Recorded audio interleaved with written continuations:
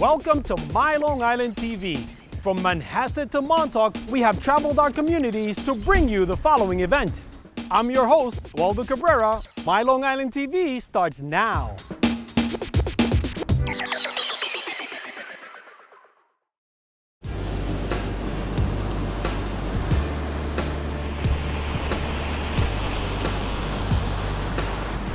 I was a commercial lawyer. I practiced law for about 15 years and I was a real estate developer for about a dozen years after that.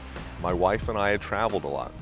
On one of our trips we came across a big traditional salt flats. This must have been first in Brazil.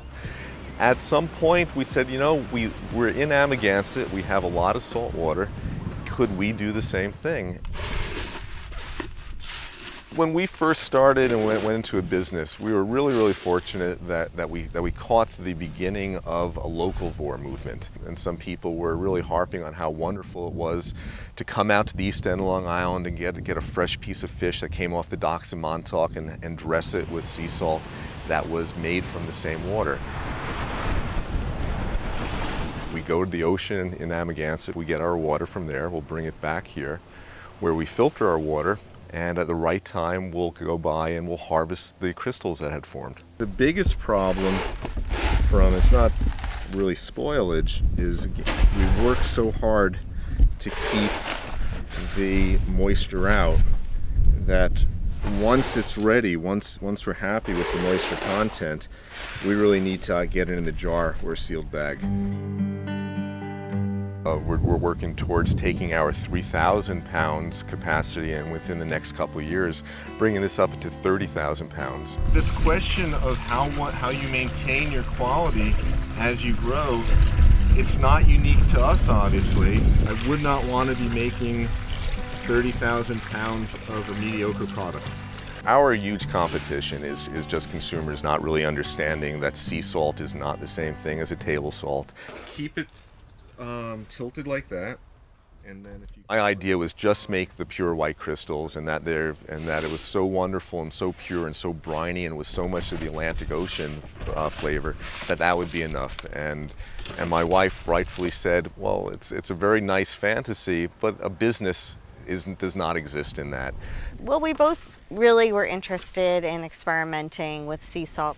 So I was really interested in the flavor side of it, and he was really interested in the scientific end of it. We do about 12 different flavors. Right now we're doing a dill and fennel blend. This is Merlot salt. This is our Sag Harbor blend, we call it. It's with a zesty pepper called an Aleppo pepper. Our lemon salt is the simplest and the one that I really love in the summer. We call it our Montauk blend. And then we also do lavender salt. There's some lavender farms around here. Right now working on an idea for a coffee salt and beer salt. So those are the two that I think would be really fun to do in the future. We do reject some batches of our salt. Sometimes it just doesn't turn out right. It doesn't look right, it's a different color, and we just can't get rid of some of the very fine particulate matters. And we're talking like half a micron in size. We do have a supply to make sure the ice doesn't form on our sidewalks. The salt that we make in the fall and the winter does look and taste different than the salt that we make in the summertime. And we try to blend our salts like a winemaker so that our product is consistent year-round. Some of our chefs actually want that winter salt, which will have a fuller flavor, which they're looking for. So we do segregate some of our product for them. We also have at this point about 4 dozen stores across the country in Nassau, Suffolk, New York City, and California, Chicago. Best way to find those is to go again to our website, and there's one of our tabs is where to find our sea salts.